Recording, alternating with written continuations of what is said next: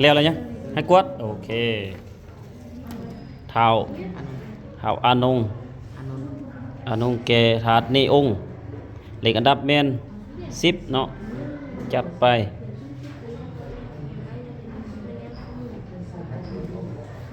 อันนี้ถาดเฮลิออมเหล็กอันดับแมน2บ่เท่า10ต้องเลยจับนี่มาใส่เนาะโอเคเข้าใจบ่ล่ะกัดแกะได้แล้วเก่งอยู่ได้แล้วนี่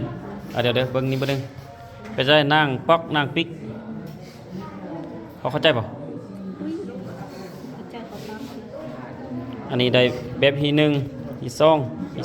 3เอาอย่างแบบที่4เท้ายังซื้อแก่ข้อที่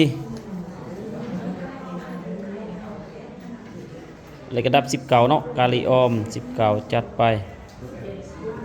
โอเค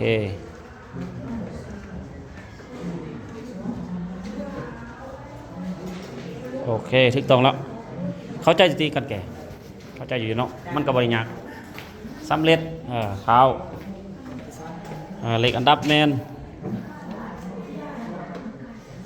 อันดับ6เนาะเจ้าเนาะกากบอนจัดไป6 2โอเคถูกต้องอยู่หลายคนก็แก่ได้ดีอยู่เนาะให้ได้ที่แล้วบล็อกเด้อให้ได้ที่แล้ว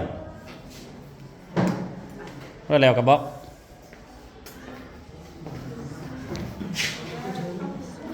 น้องได้แล้วกับบล็อกเด้อ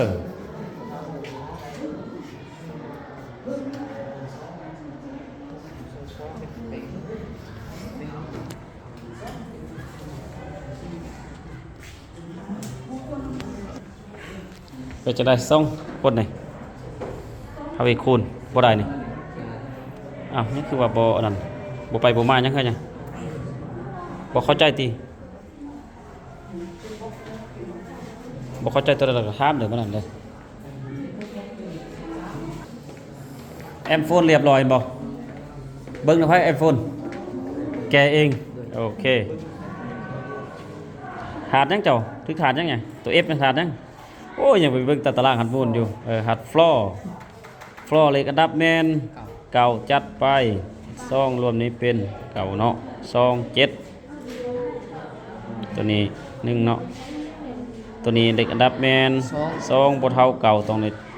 มาหยิบมาใส่โอเคถูกต้องเก่งแล้ว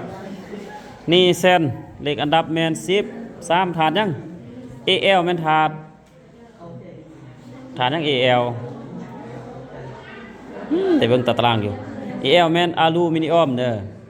เหล็กอันดับแม่น13จัดไป13ตัวนี้เหล็กอันดับแม่น10เนาะบ่เท่าเดี๋ยวหยิบนี่มาใส่โอเคถูกต้องเดี๋ยวตัวลื้อนี่เด้อตัวลื้อนี่เจ้ามันซ้ำกันนะเห็นบ่ตัวลื้อนี่เจ้าต้องเอาแบบที่3นี่มาใส่เด้อน้องแกแบบที่3นี่จะได้อันฟ้าเฟสเนี่ยป๊อกปิ๊กป๊อกกำลังอยู่เพิ่นแกนำกันไปเลยวะ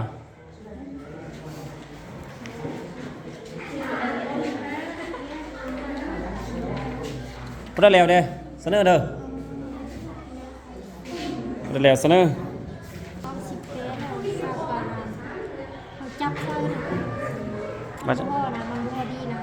แบบที่4แม่นแบบที่4แล้วอธิบายแล้วเนาะอาจารย์อธิบายว่าให้เอาจุ8A แม่นบ่8A นี่มีอยู่7ถาดเฮาเลือกเอาเนาะเลือกเอาถาดได้ก็ได้มันก็บ่แม่นเฮาต้องเลือกเอาถาดที่เหมาะสมมีเหล็กอะตอมหลุดจากถาดที่เฮาจะจัดเจ้าจัดถาดยังทองเหล็กอันดับแม่นเสาเก่าต้องเจ้าต้องไปเอาถาดเอาตัวนี้ได้บ่ล่ะเอากิบตรงได้บ่กิบตรงเหล็กอันดับแม่น30กายบ่เจ้าต้องเอาตัวมาแม่นถาดกุ้งนี่เจ้าไปใส่แล้วบ่ฮอเจ้าก็หยิบตัวหายสุดมาใส่บ่ฮอแล้วก็หยิบใส่แล้วจังได้2น้องเนี่ยโอ้ยังคือเก่าอยู่เด้อ สีวาเล่งมือได้สีวาแล้วว่าจังไดก็ ก็เชียนเอาตัวหายมาเซอร์ถึงใกล้ อ้าวบ่ใกล้นะ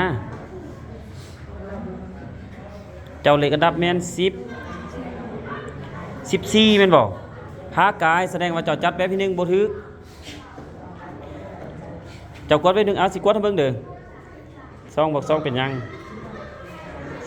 2ตัวนี้เป็น10บวกตัวนี้เป็น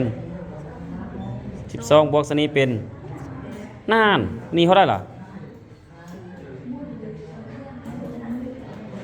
เป็นเท่าไรจ้ะ 14 น่าจะแสดงว่าเจ้าใส่กายหากายเห็นอะไรไอโฟนฮับไอโฟนนะฮับหาไอโฟนหากายเห็นอะไรแน่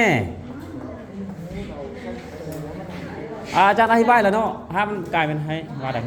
เก๋แบบพี่ซีนี่มหาไซเบที่3มันเลื่อนเกิดจ้ะ ใช่เนี่ยใส่ซะ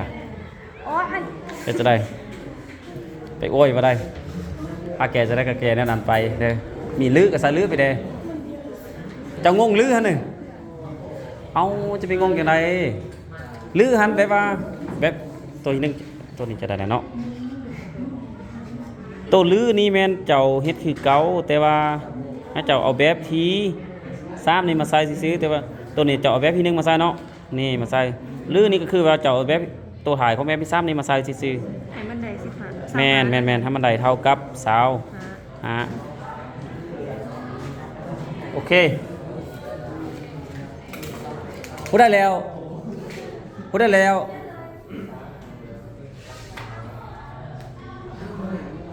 ได้แล้วนี่หลายคนอยู่เนาะสืบต่อเฮ็ดอะไรสำเร็จเด้อแต่ละคนเด้อ